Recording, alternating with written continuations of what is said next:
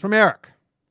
It says, "Hey, Danny, many years ago, I was with a girl for about 5 months. We got really close really quickly and got engaged. I know it was stupid. I was young and on drugs, and so was she.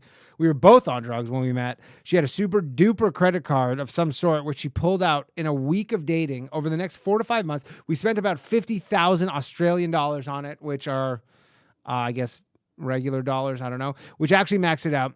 As soon as it maxed out, she got a very panicky phone call from mother, which she took in the bedroom.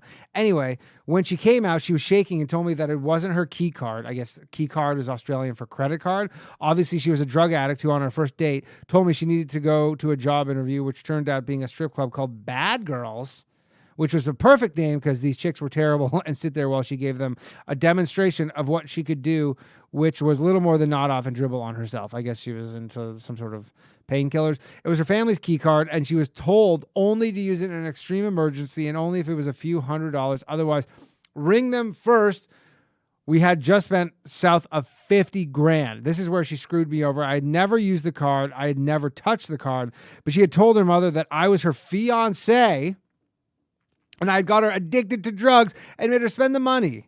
At this point, all I knew about her family at this point was that they were from a mining town at the top of Queensland. The father was 6'3", used to be a butcher, and would chop up his own cows. That doesn't sound good. Hey, her brother was a pretty well-known kickboxer for the area who used to kick steel poles with his shins to always be fight ready. This sounds scary.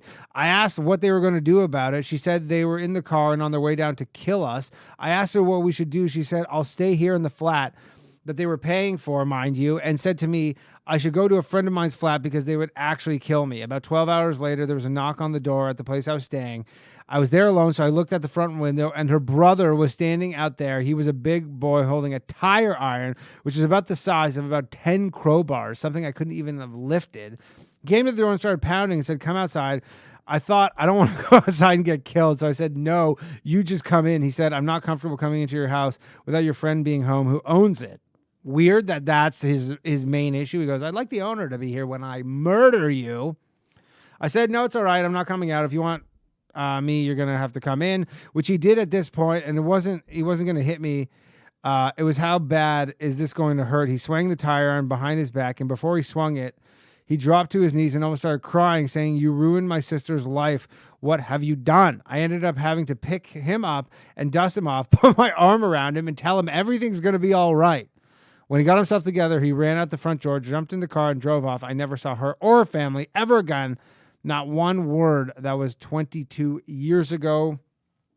I do realize that I am the in-law from hell in this story. Oh, I guess it was the in-law, not dating horror stories.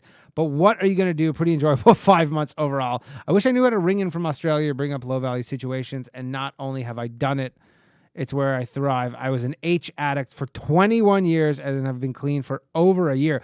Damn, dude. That sounds crazy to be a heroin addict for 20. That seems like tough. A heroin addict for 20 years and then you've only been clean for a year. Well, keep at it. That sounds pretty fucking rough. And that does sound like a nightmare situation. But I can't tell. He doesn't make himself out like he was really the nightmare in this situation. But I guess it just, it's his side of the story. But considering he listens to the show, and it is obviously a low-value show, we're going to have to assume he was, in fact, the nightmare in the situation. So,